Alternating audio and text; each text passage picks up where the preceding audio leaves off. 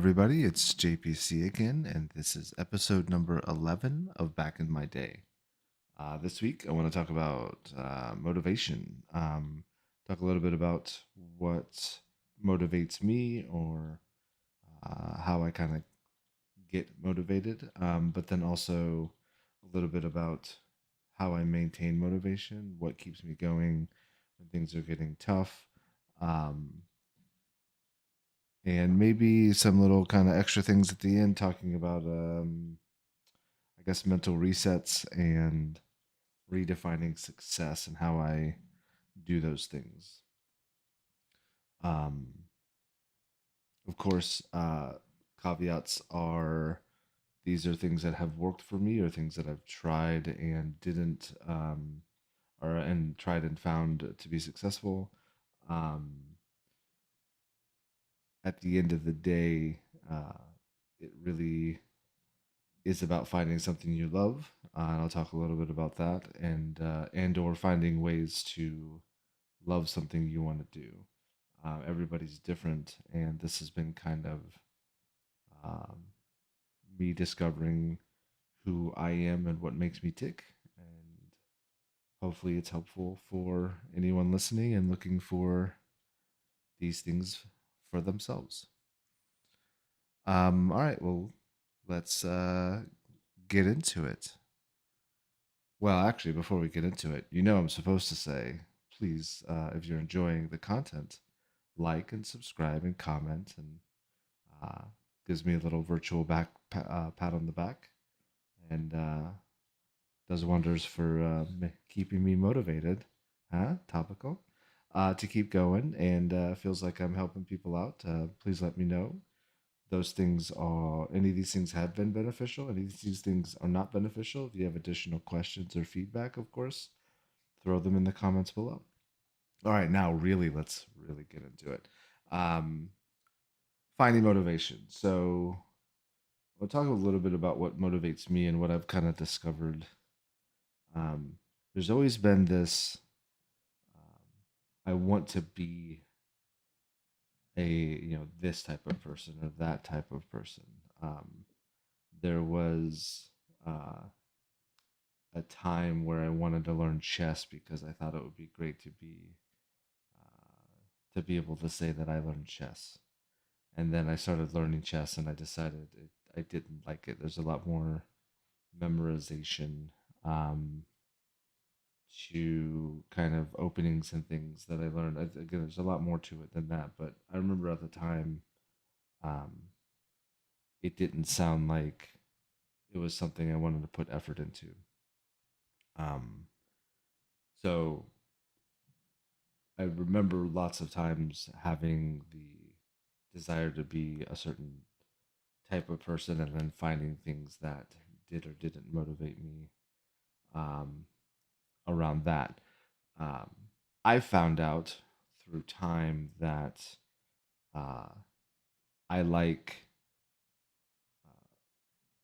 I like being challenged. I really do like being challenged, but I need to find more frequent feedback loops. They don't always have to be positive, but they have to be frequent enough that I feel like I can utilize them. So again, that kind of took chess off the table, and um, I tried to power through it later on. Actually, like within the last, I think, 5 years or so, I actually played Dota. I was trying to choose between Dota and League, and I chose Dota, but it would have been the same experience regardless of which one I chose. And it was difficult for me to remain motivated within Dota. There's some other things that I found out recently actually playing Valorant, but one of the main challenges I had with Dota was feedback loops. And I think I mentioned this in a previous podcast, but I can't. You have one chance at the landing stage per game, and if every game is what 35, 45 minutes, sometimes longer, um, then your one chance of that first whatever 7 to 10 minutes is that's a slow feedback loop for me. And then I could queue up another game immediately, and it would be different heroes. I'd be in a different. I could be, radiant or dire. Um, Within that, completely different type of offlane agent, or sorry, hero against me. Different pause four against me. I like to play pause five, so that's the other challenge. Is if I'm playing solo queue, me as a pause five, every game I'm gonna have a different pause one with me, very likely, unless I duo up. And it'll be a different person as well as a different hero landing against two different heroes with two different people playing it, to different playstyles. And I get one chance at that. So I can practice something. I can practice uh, properly denying creeps while still um, harassing the four and the three. Could do that. But if the very next game I decide to choose, I don't know, like Ogre Magi, I don't even know if he's a pause five anymore or not, but choose Ogre Magi, and the other team picks Lena as a pause four.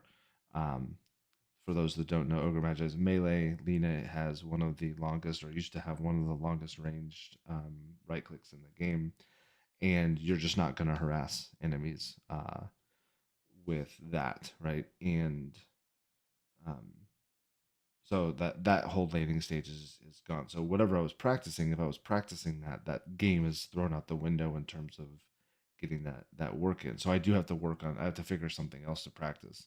But what that felt like was within the realm of, let's say, 20 games.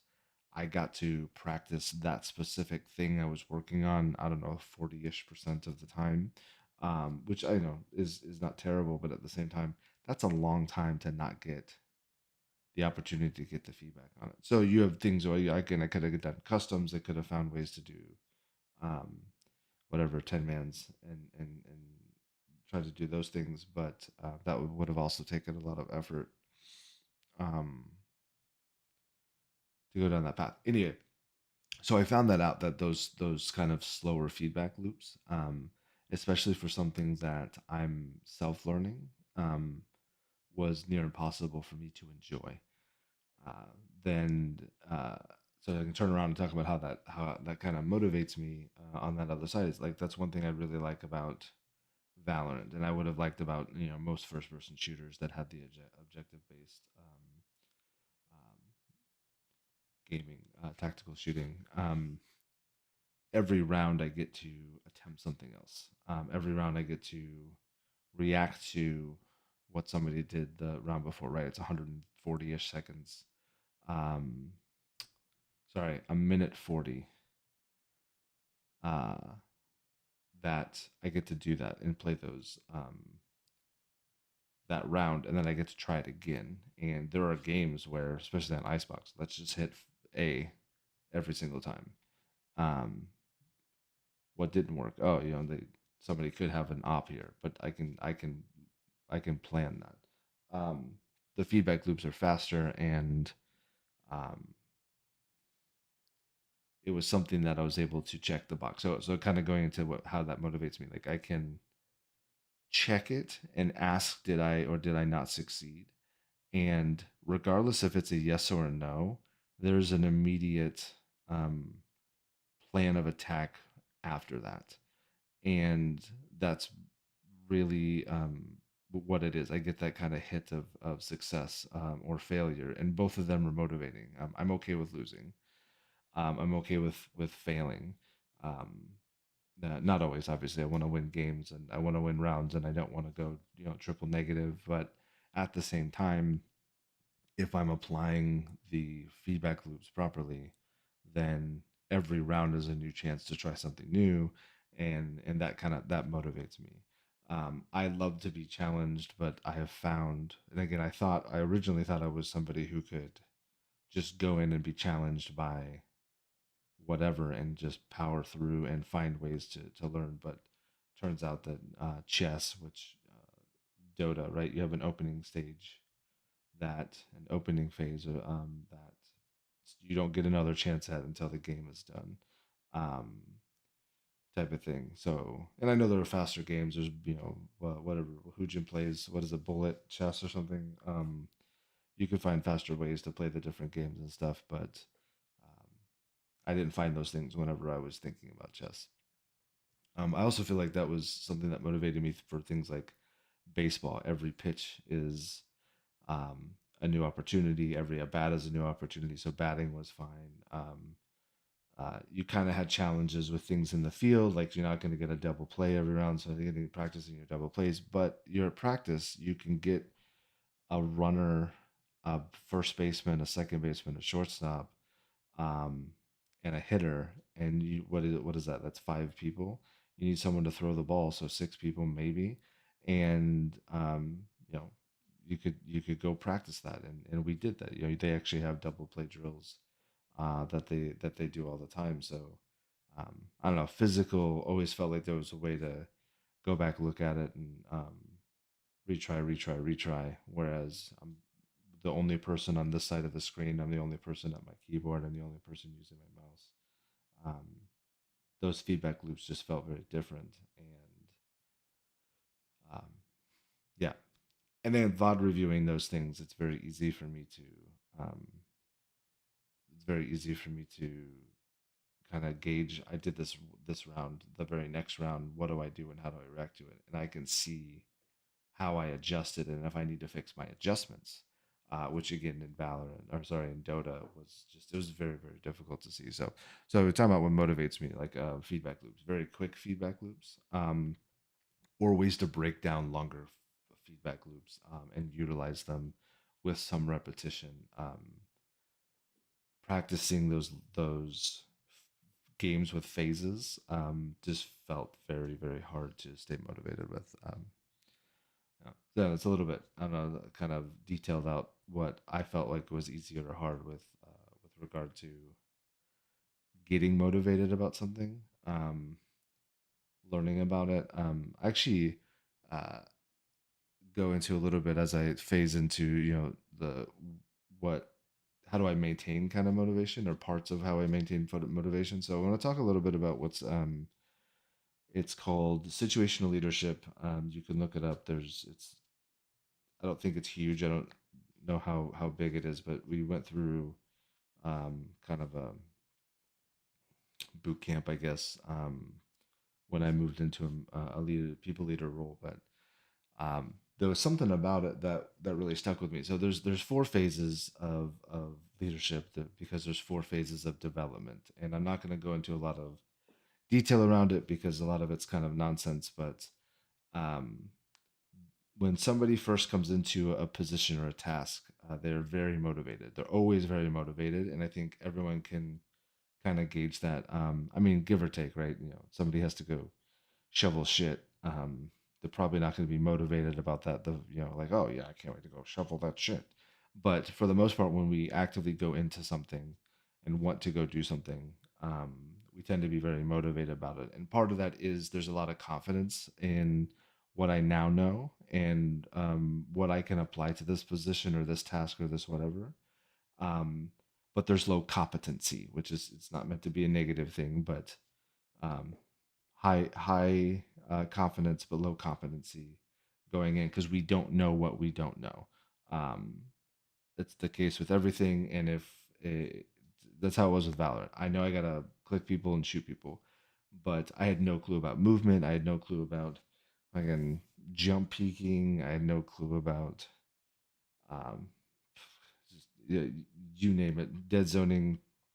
None of those things were a top of mind, but I knew that I could move my mouse and click on somebody, so I was excited to get in and see that.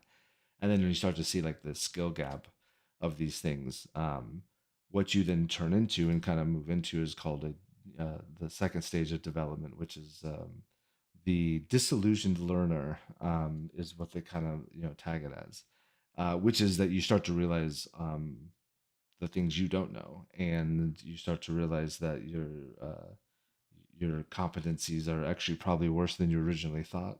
And so not only do you have low competency still because you're aware of it, but you now have low confidence. So this is like one of the worst stages to have an employee in or a student in when it comes to kind of those things. And then it kind of like it moves up into wavering confidence, but a little bit more competency, and then the last stage is like highly confident, highly competent in there. So 1 through 4. And what happens whenever you kind of move up, you can slide back very easily. And um, what it kind of motivates me is when I fall into the second stage, the disillusioned learner stage. Um, Seeking information is something that motivates me as well. So as I kind of move into okay, so the gold guide, right? Play Reina, click heads, do these things, and I was skyrocketing through silver. And as I got into gold, and things weren't working as easily, and one of the first things that Wahujin pointed out was like, you can't just get close to an angle and then quickly peak anymore. You have to find a way to not angle yourself. So it was one of the first things I started to learn. Shit, that took me like almost 2 weeks to figure out how to not do just in deathmatch alone. Um, and so that's why they kind of call it the dragon, right? When they talk about the dragon um, uh, in the server, the that's kind of that the loops are kind of those stages, and anytime you're declining, you're falling back into a two, um, into that disillusioned learner because you're learning something new and it's going to make you lose confidence. Um, and I have lost confidence. I'll never say that I have not lost confidence. It gets very, very difficult to get smoked in a game and not understand why. Um, that's hard to maintain motivation when it comes to that. But I usually need a night to reset, go back and VOD review, and my confidence kind of comes back. And again, I think that a lot of that helps with Wahujin's uh, videos, going and finding something that is relevant to the challenge that I'm in. He did not provide a lot of coaching. That was the whole point of the series up until Diamond. There was not a whole lot of coaching. There were pointers here and there, but nothing that I couldn't have found in a guide. Give or take a couple of drills that he gave me. The binding knife to W drill was something that he gave me, but then he ended up providing out to everyone else. And I think there was like the middle of the range drill that he gave me. I'm sure there's a couple more, but outside of a couple drills, like I didn't get tons and tons of strategy play or um, I guess macro type things. So finding out how to learn those things and figure those things out was actually a lot of fun for me. And even when I would slide into that D2 position and being disillusioned, I liked finding those things out. And so I would say that kind of motivation also for me is like the context of things. I get very motivated seeking out answers. So that may be something that's very, particular to me or people like me. And I don't know how to make somebody like context, but I am obsessed with context. I want to know the answer to why something is happening or why something did happen. And I will search as far as I can for it. So again, one of the reasons I like VOD reviewing is I want to go back and look at that, and I can also very easily in a self review um, n- reduce how angry I am or how tilted I am from a loss, because it becomes a tangible, objective thing. Oh, I peaked very poorly here. Oh, look, I'm panic spraying. Um, those things become um, less frustrating to see in hindsight, which is why the faster I can VOD review, the better off I am in terms of like my mental. But that's what keeps me motivated is finding that kind of feedback loop to ask myself why I'm in a position two here, why I'm a disillusioned learner, um, and kind of get out of that funk. And I think the other side of it is like, again finding ways to make it fun. And again, that's why I kind of brought up context because that is really fun for me. But then when I build in like my plan of attack, right? I've been given a drill to do something, and then I will create. smaller targets to push me further to go into that. Even DMs alone, like I don't care. I'm not trying to win DMs. I just happen to be winning about 10% of my DMs right now. But my goal is to um, peek smarter, move around the map smarter, put myself into areas of the map where I can't get snuck up on, and then holding those areas. Um, my my KD in death matches has gone up significantly. I'm dying a lot less, um, and I don't feel like I'm just sitting there camping. I feel like I'm moving around. I feel like I'm the one peeking, and things like that. So yeah, maybe I'm coping a little bit. I don't know. Maybe I'm just a filthy camper, but I've gotten better at it, and that came from figuring out how to make DMs. Sorry, how to build a target in DM, and part of the target was I needed to get more kills. I have a right now it's like 28.3, I think, is my average kills in DM. So my goal is to have 29 or higher. And the best way for me to have 29 or higher is to not constantly be dying. So I kind of did this attacking and defending kind of thing um, within within DMs, and that actually motivated me to enjoy DMs and find ways to play more DMs because I knew it was something that I needed to do. So yeah, making it fun would be the kicker there.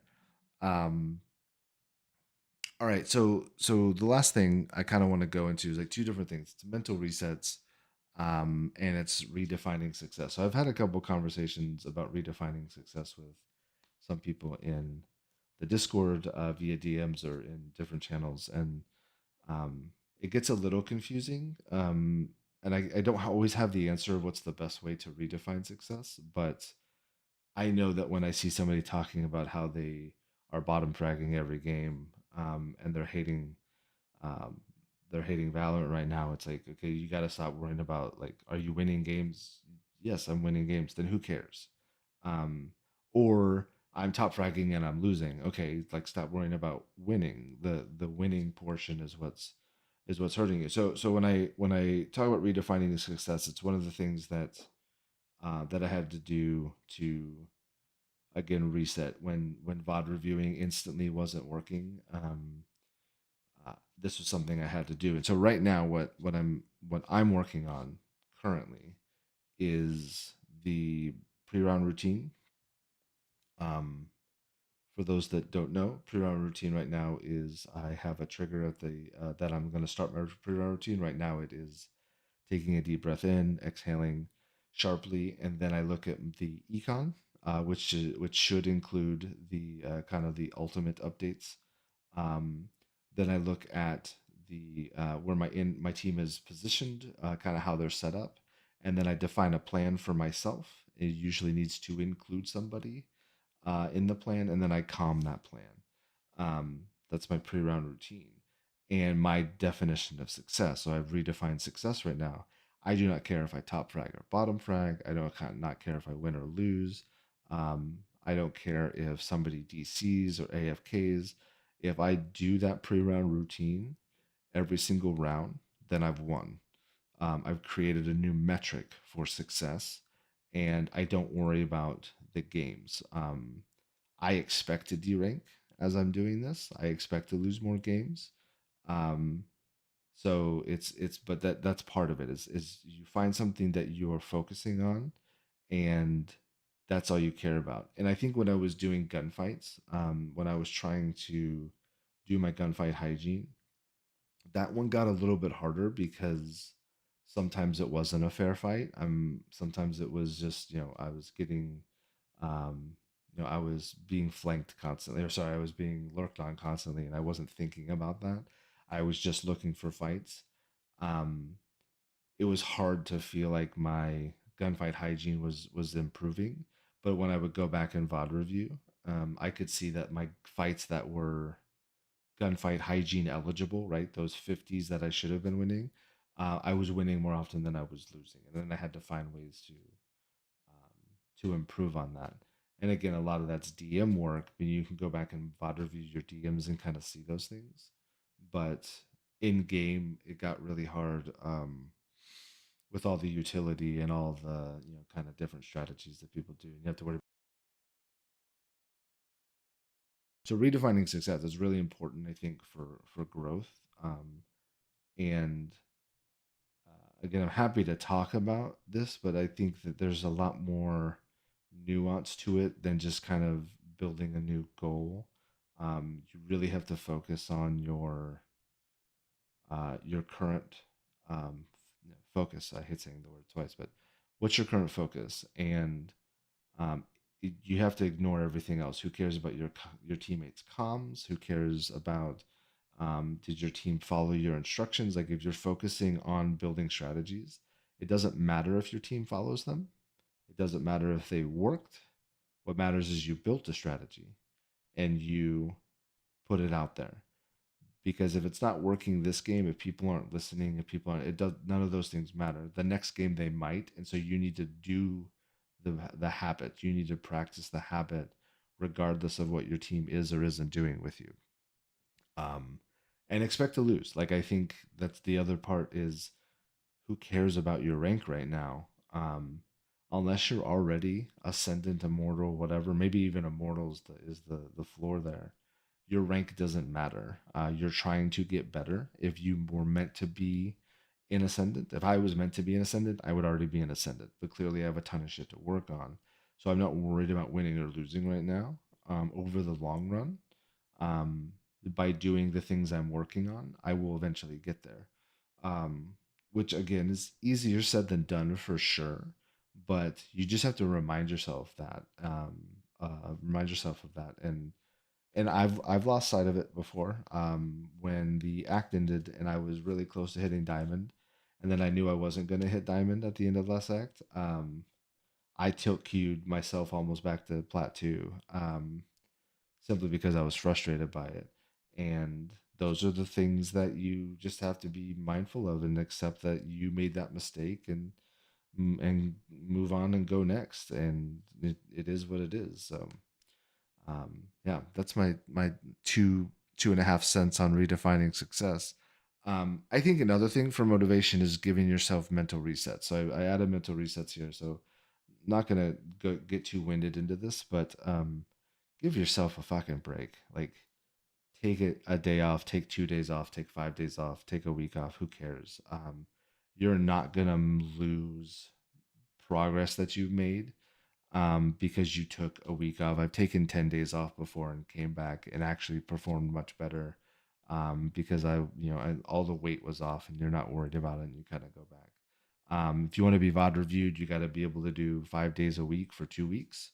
Um, that means that you can take 4 days off and not have the and still be able to VOD review within a 2 week window. Those could be 4 straight days or whatever. The other side of that is don't always don't always go into games wanting to be VOD reviewed, right? Take this week, whatever, come back in 2 weeks, right? Take this week off and then go back to your routine for the next 2 weeks, and you will be again eligible for VOD review. So that's a Wahoojan specific thing for in terms of VOD review because there's a consistency metric. Um, just putting that out there. It's okay to take a break. You should absolutely give yourself breaks and go on from there. So for me, when I take breaks, I still actually um, VOD review or look at pro gameplay or do my practice. I always do my practice when I can. So I think it's very important to note that if the comp game is what is giving you stress or pressure or um, demotivating you, that doesn't mean you don't. That doesn't mean you have to stop practicing. That doesn't mean you have to stop doing parts of it that can still keep you ingrained. And I actually really enjoy, like I currently have a Kovacs routine that Wahujin gave me. I told him I was going to take last week off because it was my birthday and a bunch of other stuff going on at work and at home. And I was just like, I'm not even going to stress myself out about it, but I'll do my practice. And I've done my practice every day. Um, no problem. I did my DMs, I think, except for one day, within my practice as well. And I've been watching VCT. I've been watching pro gameplay, and I still kind of stay connected to it and try to keep it. I watch every morning. I watch Wahujin's streams, right? So just stay connected to it. But if comp is the thing that's demotivating you, it's okay to take a break from it. To give yourself that mental reset, I think it's very, very important. All right, that's it. Again, went no longer than normal. Getting long-winded in these. Quick recap, right? So, kind of what motivates me. I kind of talked about liking context and needing kind of feedback loops, and I urge you to um, figure out what that is for you. If you don't need quick feedback loops, you can play different games than I can. I think that's ultimately what it is. If you need feedback loops, you have to figure out how to give yourself those feedback loops if they are plausible. Um, Making learning fun, kind of went over that and talked about kind of those phases of development, and then when you're falling in this kind of disillusioned learner um, phase, finding ways to build up your confidence and focus on the competence part, but just know that it's okay to fall there, and and you have to find your way out of it. And again, part of that is the feedback loops. I think knowing that feedback loops give me motivation, then when I fall into these kind of, disillusioned phases, when I'm on that part of the dragon, um accepting that it's because I don't know enough, but I have to find ways to give myself the confidence back so that I can focus on the competence. Um, Very important. And then lastly, just give yourself a break. Mental resets are very important. Um, don't play simply to maximize consistency. It's okay.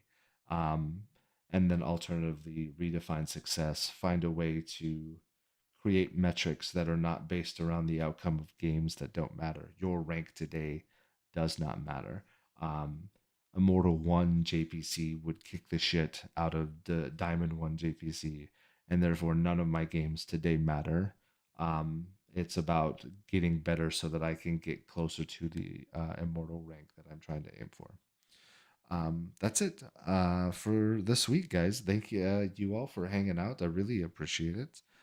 Next week, I'm going to do dealing with failure. I'm actually planning on having somebody join in on that podcast next week, to talk about dealing with failure and trying a little bit different method of discussion.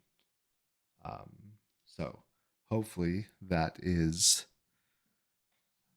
fun and entertaining, and we will go from there. Nice. Put that in at the end there.